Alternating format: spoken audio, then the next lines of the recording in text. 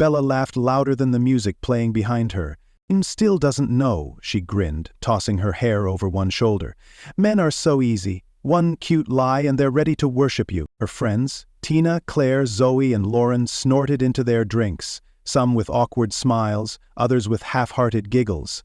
She was magnetic, no question. Stunning, confident, a queen in any social room. But tonight, watching her joke about cheating like it was brunch gossip? Even they seemed unsure how far to laugh. I wasn't there, of course, but I heard about it later. Bella had cheated on me, and bragged about it, not just to one person, not in a moment of guilt or honesty. She performed it. Like her betrayal was a punchline.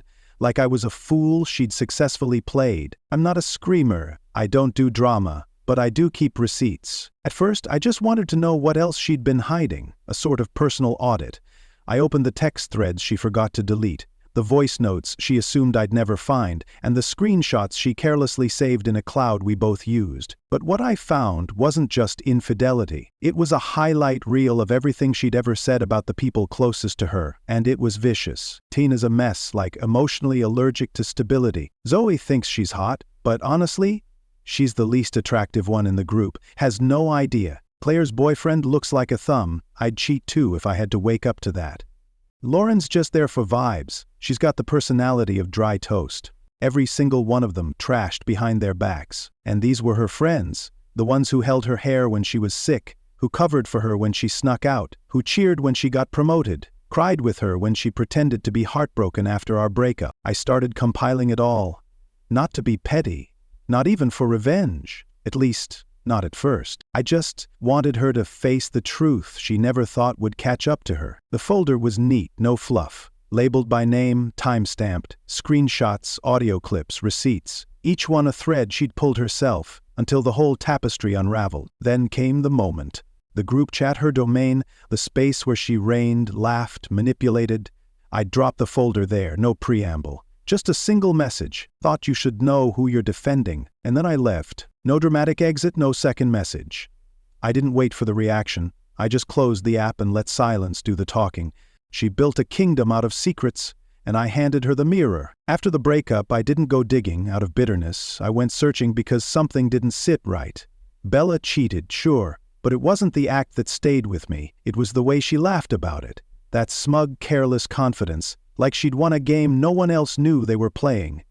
That's what made me open our old shared Google Drive account. She'd forgotten I still had access, or maybe she just assumed I'd never use it. She was wrong. At first I found the usual, selfies, brunch photos, outfits she'd asked me to pick between. But then came the folders. Screenshots saved from group chats I wasn't part of, private messages, videos she must have thought were hilarious. And as I clicked through them, a different picture started forming. One that had nothing to do with me. Bella hadn't just betrayed me. She'd betrayed everyone. She'd made a sport out of it. Conversations with Tina about Claire's love life, followed by messages to Zoe where she mocked Claire's desperation, voice notes to Lauren complaining about Zoe's constant selfies, calling her the human mirror. The worst part? These weren't heat-of-the-moment rants. They were routine. Regular check-ins where she'd tear someone down, then put on her perfect smile the next day like nothing happened. She didn't vent because she needed to. She vented because it made her feel powerful. I didn't rush the process. I went through each file slowly, methodically, labeling them by name. I knew her friends, had spent enough weekends around them to know how close they all were, how loyal they had been to Bella. So I made sure everything I included was undeniable. Full screenshots, no cuts. Audio clips that began and ended with her voice, clear and cold. No out-of-context messages, no messy edits. I wasn't trying to twist the knife. I just wanted the blade to speak for itself. I created subfolders for each person: Tina, Zoe, Claire, Lauren. I didn't add explanations because I didn't need to. The truth didn't require footnotes. Every message was dated, every insult was surrounded by context. In one thread, Bella comforted Claire about her boyfriend's insecurities. 2 days later, she told Tina that he looked like a walking toenail. In another, she praised Zoe for her outfit at brunch, only to DM Lauren with, "Zoe looked like she got dressed in the dark again." It was ugly. Not in a scandalous way, but in a quiet human way. Petty, repetitive, thoughtless. Like she didn't even care that someone might one day see this version of her. When I was done, I named the folder "What She Really Thinks of You." There was no anger left in me, just a strange calm. like watching a forest fire from behind glass. She had always been good at curating chaos, playing the confidant, the queen bee, the emotional lifeline. She made people feel chosen, safe, understood, but it was all just part of her game: divide and conquer, flatter, then fracture. I attached one message to the folder, just a simple sentence: "Thought you should know who you're defending." That was all. No rants, no lectures, no closing statement. Then I opened the group chat, her group chat. I dropped the folder into the thread and hit send, and finally I left. The silence after that wasn't awkward, it was surgical, precise, clean. I didn't need to be there for the fallout, her words would do the work. And in that moment, I didn't feel like a man seeking revenge. I felt like someone flipping on a light and walking away. Let the shadows handle the rest. I didn't check my phone for the first hour. That was intentional. There's a specific kind of silence that follows truth. It's not empty, it hums, it works.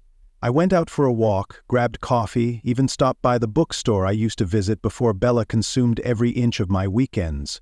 For the first time in months, the air felt sharp, clean. The weight I hadn't even realized I'd been carrying had slipped off my shoulders the moment I hit leave chat. When I finally checked my phone, there were no messages for me. Not from Bella, not from her friends.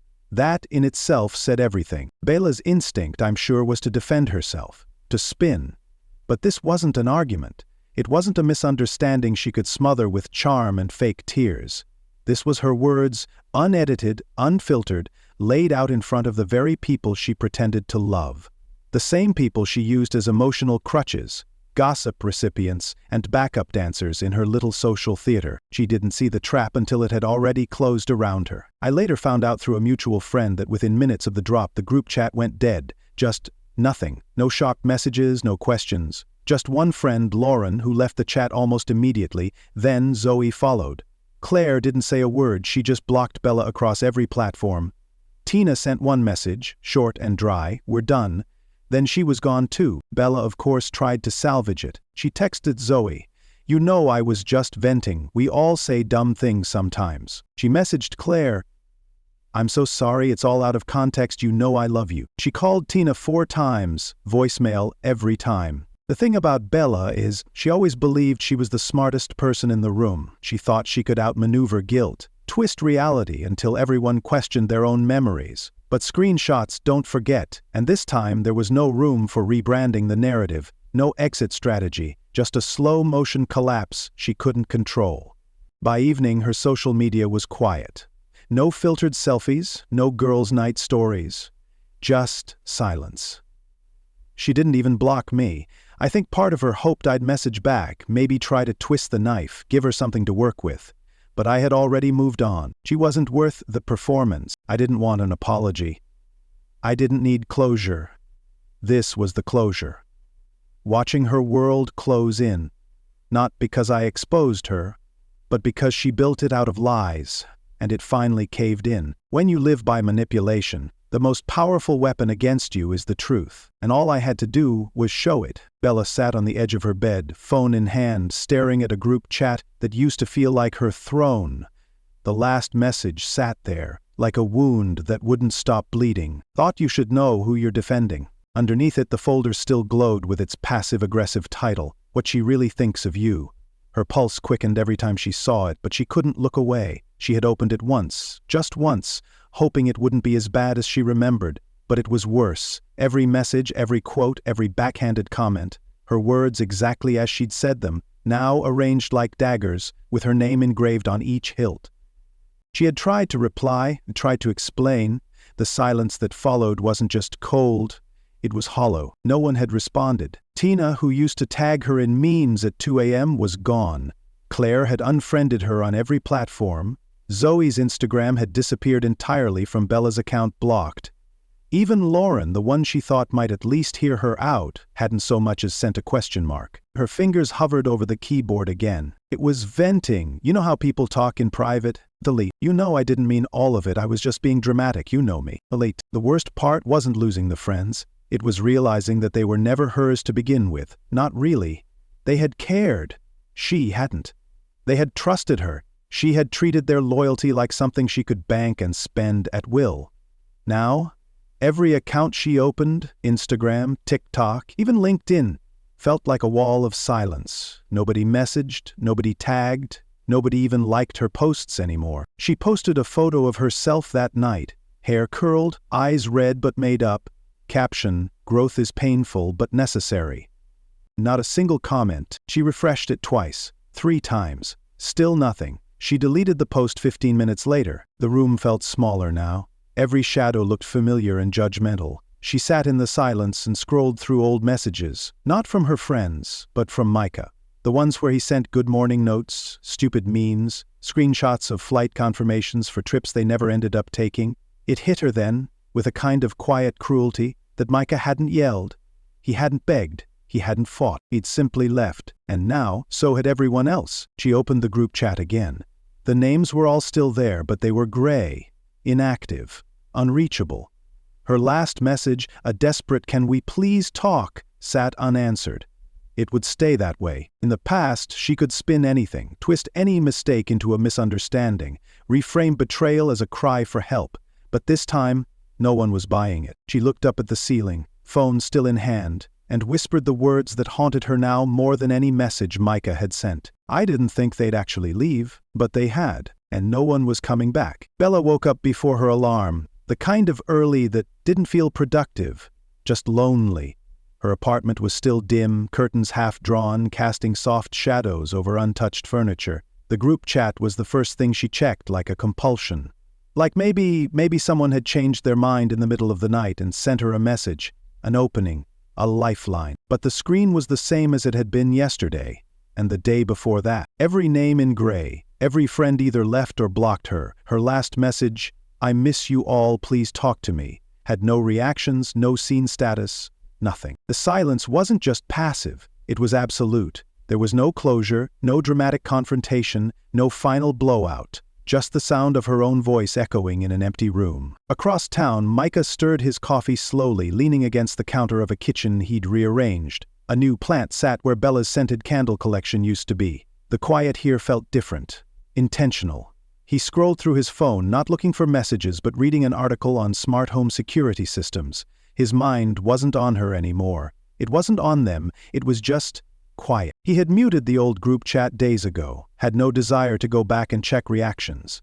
He didn't care to read Bella's apologies or explanations. In his world, that chapter was already archived. What needed to be said had been said, through her own words. He didn't block her. That would have been too performative, too dramatic. Instead, he let the silence speak for him. The ultimate reply to betrayal wasn't rage or revenge. It was distance, and she felt every inch of it. Bella tried to distract herself, opened her laptop, checked emails. No replies from the freelance clients she'd been trying to land. Even work seemed to stall in protest of what she had become. Every plan she tried to restart felt like it was built on sand. For years, her power had come from being wanted, by men, by friends, by peers. But now, no one reached for her, no one called. She didn't even know if Micah still lived at the same place. She wanted to message him, not to apologize, not really, just to feel a response. But she didn't, because deep down, she knew she wouldn't get one. Across town, Micah stepped out into the morning sun. No bitterness, no heavy heart. He wasn't celebrating, he wasn't gloating. He was simply free. And Bella? She opened the group chat one more time, her thumb hovering over the screen. Still gray, still silent, her once glorious kingdom now a cold, abandoned thread.